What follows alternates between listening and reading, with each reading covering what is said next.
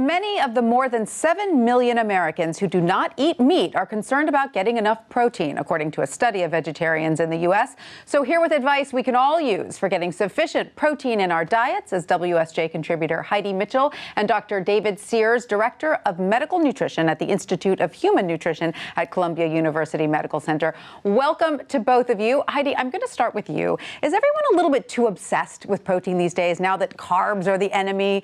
Can we get too much of a good thing? Well, it's interesting. You can get too much of a good thing. And yes, I think people are obsessed. I mean, if you take away carbs and you take away fats, you're what do you have left with protein. And so, yeah, you know, it's the sort of, you can feel like you can eat as much as you want, but you really you don't need unlimited amounts. So, Dr. Sears, how many grams of protein should we be aiming for each day? And is it necessary to consume a complete protein at each meal or even every day?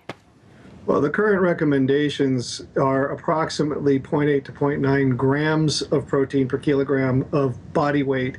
And that's a little bit more complicated than that, but to suffice it to say that it's around 55 or 60 grams of protein per day in a person who weighs about 150 pounds, which you can get from an 8-ounce steak if you're not a vegetarian.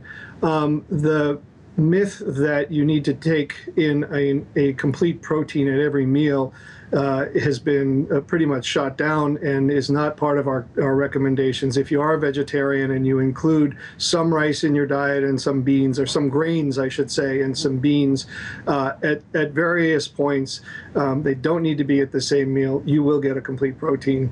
All right. So, Heidi, in your reporting, what are sort of all the sources of protein that vegetarians are looking at?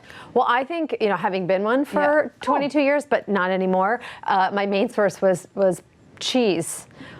Which, if you're a vegan, you're not going to even eat cheese that's made from milk. But yeah, where they should be getting it is from whole grains, and from legumes, which is beans, but not like string beans. And there's something about that combination of beans and grains that makes a whole protein. Exactly. So it's all the amino acids that your body needs to build your body. Right. And I remember learning that I think the Mayans were so successful because they ate rice and beans, and together that was a complete protein. Right. And so, Dr. Sears, is that really all any of us need, is some rice and beans in our diet to get enough protein? Actually, being a vegan is, in my opinion, actually not consistent with human physiology. The reason I say that is because the only source for vitamin B12 in the diet is actually animals. Ah, okay. And so even a vegetarian vitamin B12 supplement has at one point been produced by an animal, and in this case it's uptaken into a yeast. So the notion of living just on vegetables is one that I have a hard time supporting. That being said, you need very, very, very little of animal products to get enough B12. So a mostly vegan diet is probably fine. And you can get that from eggs a couple times a week, correct? Sure. Okay, great. And a little bit of fish. What about cheese? Cheese isn't sufficient though, right?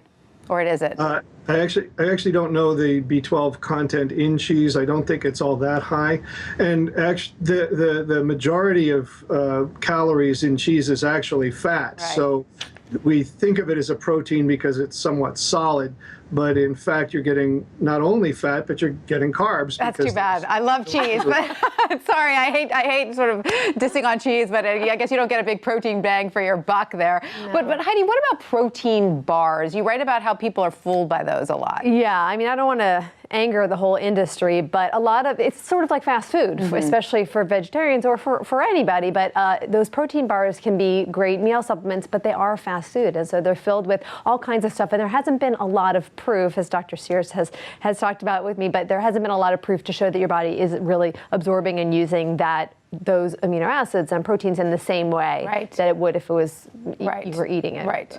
So I kind of want to reiterate something that Heidi said, and that is protein is now the sort of favorite macronutrient. Carbs and fat have been vilified, and really there's not a lot of good proper science to support the need for more and more and more. And I have a personal opinion that the current recommendations are going to turn out to be higher than necessary for reasonable health. All right. Well, thank you so much, Heidi Mitchell and Dr. Sears, for all of that. Very informative. Thank you.